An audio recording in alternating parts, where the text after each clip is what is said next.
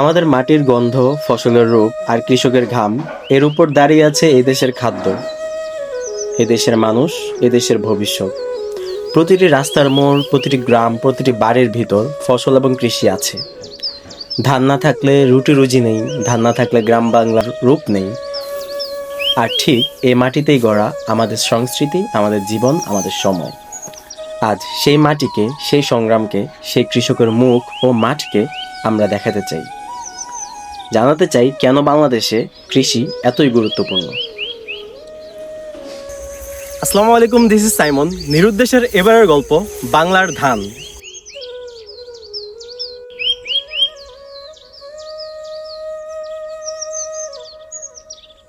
আমার নাম দেলোয়ার হোসেন। নিজের জমি? হ্যাঁ, নিতেছি। ছেলে মেয়ে কয়জন আপনার? ছেলে মেয়ে 5 জন আলা দিদি। কি করে ওরা? এই একজন আমরা দেশে আর 4 জন বিদেশে। কতছে একটা কাজ না করলে আরো ক্ষতি খারাপ, আগে টুকটাক করি রাখি।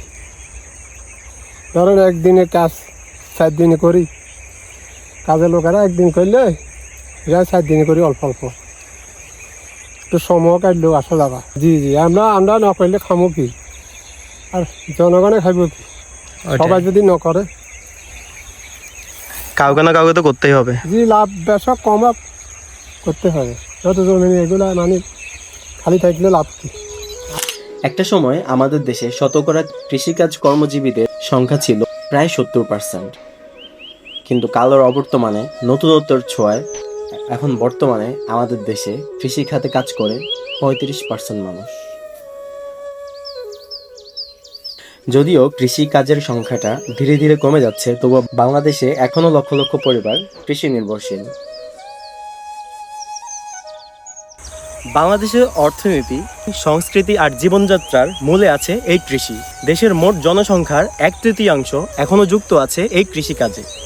আমাদের দৈনন্দিন জীবনের চাহিদার মধ্যে সবচেয়ে গুরুত্বপূর্ণ জিনিস হচ্ছে খাদ্য, আর সেই খাদ্যর মূল উপাদান হচ্ছে ধান। আমরা সবাই জানি কৃষিকাজ শুধু একটি কর্ম নয়, এটি আমাদের খাদ্য নিরাপত্তা, আমাদের ইতিহাস এবং আমাদের পরিচয় বহন করে।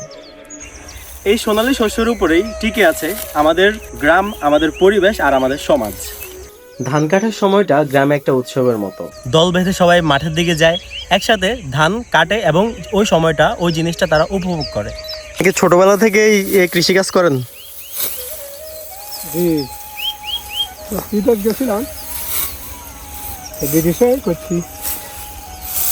আমাদের দেশটা শুধু নদী খালবিলের দেশ নয়, এটি কৃষক এবং কৃষিরও একটা দেশ। বিকেলের আলোয় কৃষকরা একসাথে মাঠে নামে, কেউ কেটে দেয়, কেউ বেঁধে দেয়, কেউ বহন করে নিয়ে যায়। প্রতিটি কাজেই থাকে মিলেমিশে থাকা, থাকে সহযোগিতা। একসাথে কাজ করার আনন্দই যেন এই সময়ের আসল সৌন্দর্য। ধান কাটার এই নভেম্বর বিকেল আমাদের মনে করিয়ে দেয় বাংলার আসল সৌন্দর্য লুকিয়ে আছে মাঠে, ফসলের গন্ধে আর মানুষের একতার মাঝে। সুতরাং কৃষিকাজ বা কৃষক, এই দুটোই যদি আমাদের জীবনে না থাকতো, তাহলে আমাদের জীবনটা এতই সহজলভ্য হতো না।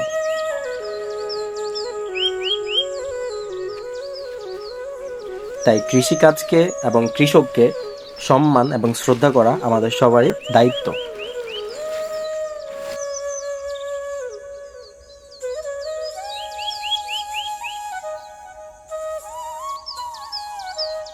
নিরুদ্দেশের এবারের গল্প এ পর্যন্তই। দেখা হবে নতুন কোনো পথে, নতুন কোনো প্রান্তরে। ততক্ষণ পর্যন্ত নিরুদ্দেশের সাথেই থাকুন।